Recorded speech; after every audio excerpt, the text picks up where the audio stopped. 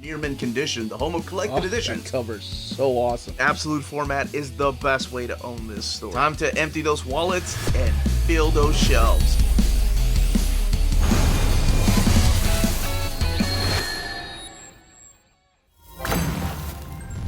The Ultimate Universe is back, baby, with Ultimate Invasion, the 4-issue miniseries to kick off the new Ultimate line that is starting with Ultimate Spider-Man, Ultimate Black Panther, and Ultimate X-Men. So stay tuned for this overview of the book.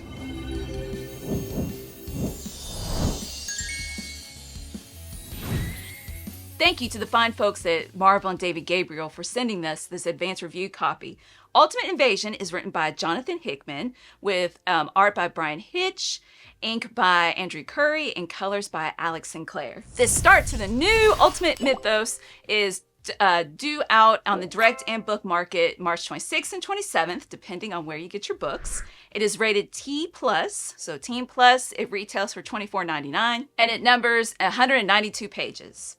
I'll be doing a overview, a little bit of a review, definitely going in depth about the first issue, and then I'll give you a warning to skip to the end of the video if you'd like to skip spoilers about issues 2, 3, and 4. Ready?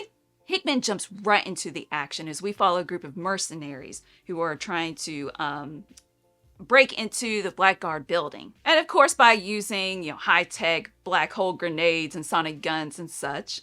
Their goal is to free a prisoner. Indeed, the prisoner himself is the employer. And to give a clue as to who he is really cool because Hickman has this character turn, his back was, facing them, and say fantastic. And you see his scar over his eye, so you find out this is the evil Reed Richards from the Ultimate Universe, the Maker. So it's pretty messed up how Hickman has how he planned for the Maker to escape. I've got a lot of respect, and it brings me joy when authors come up with such creative things. I'm like, I would never think of that. So think body horror, because the mercenaries that he got with the right combination of DNA that, he could use his smarts and technology and turn them into a glob of just body mass that then could be formed into a clone of himself. So yeah, body horror. Think I Have No Mouth and I Must Scream. It's a short story by Harlan Ellison that you can easily find on YouTube, just an audio version of somebody reading it. So there's a random reading suggestion. It's pretty messed up. So before the Illuminati can track him down, because Reed Richards, 616, this universe is Reed Richards, is like, I know who it is. The Maker goes to visit Miles Morales and to offer him, like, hey, you want to come home with me? Because Miles is the only other survivor of the Ultimate Universe that was destroyed. And Miles is like, no, I'm good. And then he leaves. So I'm confused as to why on the back of the trade it has like Miles Morales, like his name bold in the summary. That's his only part. It was just a couple of pages. Like, hey, you want to come home with me? I feel bad if I don't invite you. And Miles is like, no, I'm good. That's all. That's the only role. Anyway, the Illuminati track him down, and he's about to step into this Stargate portal. Think Stargate SG-1, that old TV show that my mama used to watch. And there's a really cool spread in that moment. However, what took me out of the moment was Reed saying, "We're going to stop you." Like, I don't know. That was a cheesy line. So it took me out of the story. And I'm like, what? Really? So I felt like whenever there was a big confrontation, in mass and group, that nobody really had a character per se, and it was just kind of cheesy lines. The Maker's lines were okay, I suppose. Yeah. Needless to say, the Maker does escape, and with the epilogue, that's 6160, that's the universe that he's in, we see him stopping Peter Parker from getting bitten by the radioactive spider. So we get a glimpse as to his plan. What is he doing? He's not really going home. It's destroyed. He's going to create his own universe where the heroes do not have any powers to stop him. That wraps up issue 1. If you would like to skip spoilers for issues 2 through 4, hit the timestamp in the description. Just some final thoughts about the book, if I recommend, if it's a necessary read or not. So in issue 2, we see how the Maker is stopping the Hulk from becoming a hero, Thor stopping the Fantastic Four from even getting their powers. that so this does involve some time travel, yes, in this universe, but he's stopping all the heroes from becoming heroes. However, he can't find Captain America. He's like, oh, of course, there's slight differences. There must not be a super soldier serum in this universe. There's no Cap. Stick a pin in that.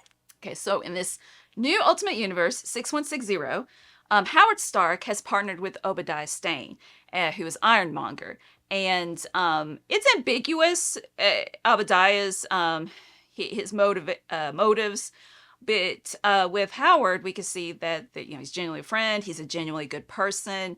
He wants to do the right thing. And Howard says, it's time to meet your maker. Of course, you got to use that line. I'm not making fun of that at all. Time to meet your maker. So they're going to go see the maker in Latvia. I'm butchering, Dr. Doom's country, that name. He's got a castle there and a compound complex, like the city, it's called.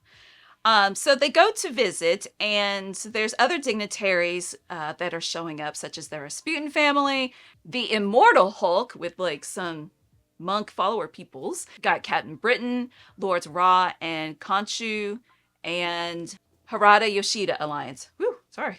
We got a big group of people there's this Ultimate Universe's version of them, such as like Magic and Colossus. Before they can even like start with the proceedings, a meeting or whatever, they're attacked by this massive like Avengers clones coming down from the sky. Think a bunch of Caps and Visions and Thors and Wasps, etc. Obadiah suits up to fight and dies, but Howard survives, and he wakes up inside the city, and the Maker is saying, some cryptic stuff, talking about time travel, and decides to hold an experiment.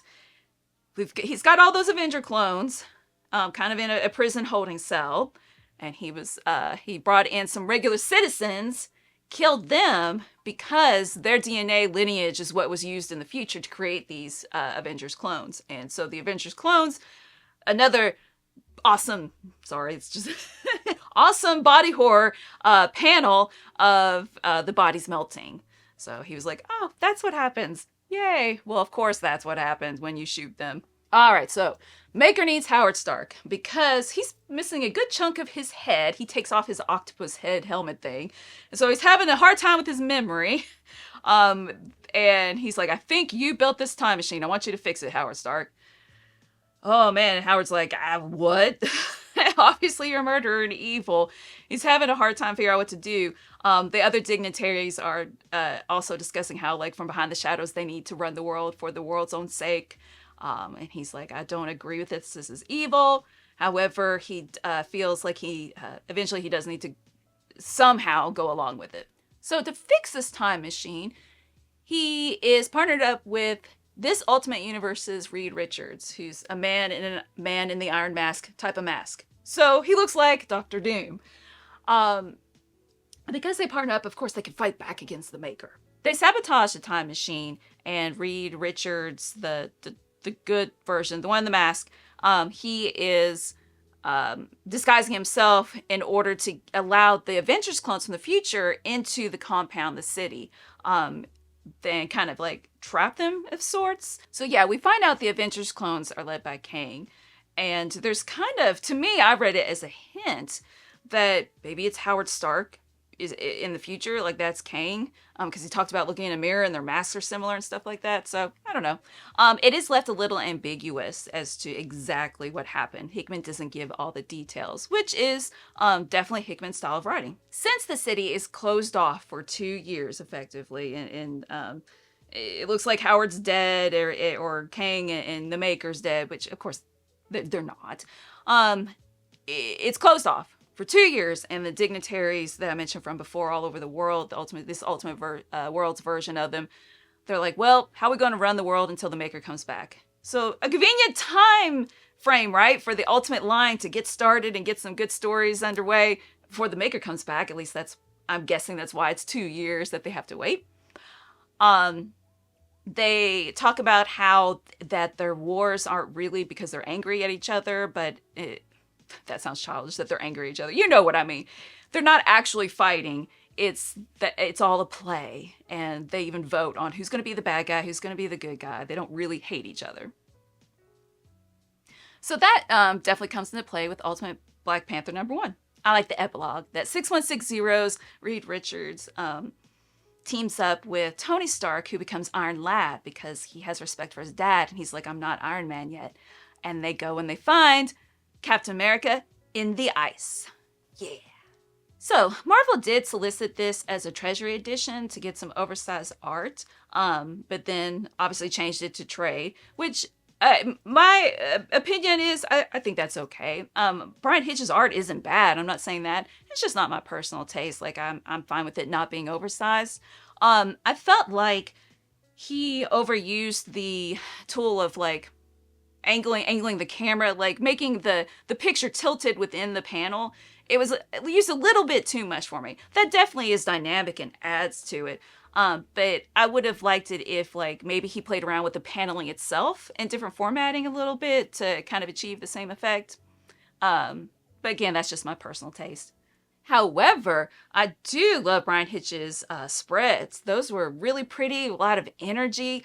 I like how he played with and utilized the fact that the maker has the octopus head helmet thing, this reflective surface. So he would draw the characters reflected, but you're looking at the maker himself with his creepy smile. Those are really cool shots. Similar to how Hickman had like info dump pages in X-Men, we get them in here, not as complicated. And there's a circular design that's supposed to represent, the branching off of multiverses and such. But that was cool. It's some world building built in through those info pages. So do you need to read this before starting any of the Ultimate lines? I don't think so. And so no spoilers. In Ultimate Spider-Man #1, like they give a summary on the very first page, like the title page, right? About the maker, and a character in the issue also does some explaining. Peach Momoko's story in Ultimate X-Men, at least in issue #1, she has not mentioned any connection to Ultimate Invasion. And then Ultimate Black Panther, I honestly haven't read, but I do know that Lords Ra and Khonshu are serving as like the Moon Knight character and like taking over their area of the world. So I feel like my guess is you don't need to read this to understand it, because that's just understand that these kind of like the Illuminati of the 6160 are trying to control the world. This story kept my interest, but I don't see myself reading it again. If Hickman's writing intimidates you, I'd say that it is not as confusing in this. When I went to retell for you guys, right, to recap what happened in issue 4, I went back and I'm reading, I'm like, oh, I'm a little confused. But when I was reading, it didn't stop me from enjoying the story. It wasn't like I sat down and thought really hard about it. It was just afterwards when I was trying to explain, like, oh, there's some things I'm not quite sure what's going on. But again, it's overall, it's not a confusing story. This episode is brought to you by cheapgraphicnovels.com, your online home for graphic novels and collected editions up to 50% off cover price. They have excellent shipping and prompt and helpful service. Check out their bargain deals for up to 90% off cover price. And don't forget that CGN also takes pre-orders. That way you don't miss out on the hottest releases. And they are currently running a special promotion for you Minties. If you're a first-time customer, after receiving your order confirmation email, reply back to that email and let them know Near Mint Condition sent you their way. They will then apply a free shipping promotional credit to your next order in the US. Cheap Graphic Novels, your source for the hottest books with the kind of deep discount, quality shipping, and customer service that will keep you coming back for more. If you're in Europe and you're interested in buying these books, definitely check out Walt's Comic Shop in Berlin, Germany. They have the cheapest pre-order prices, flat shipping rate of €12 for all EU countries, emails answered within 24 hours, waltscomicshop.com, and you can use the code NEARMINTCONDITION at checkout and get free shipping for all EU countries with your first order over €40. That's Walt's Comic Shop, your reliable source for omnis and premium collected editions in Europe. Ding! There you have it. Thank you so much for watching. Let us know in the comments below if you, what are your hopes and dreams? Tell us your hopes and dreams for the Ultimate Universe. Or you could just tell us your hopes and dreams in general. That's okay too. And thank you to our patrons.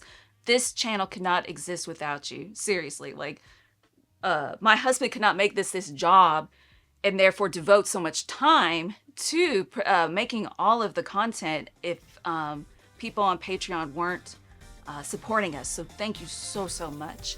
And just like PBS said, what is it? This was made possible with contributions from viewers like you. And as always, stay minty!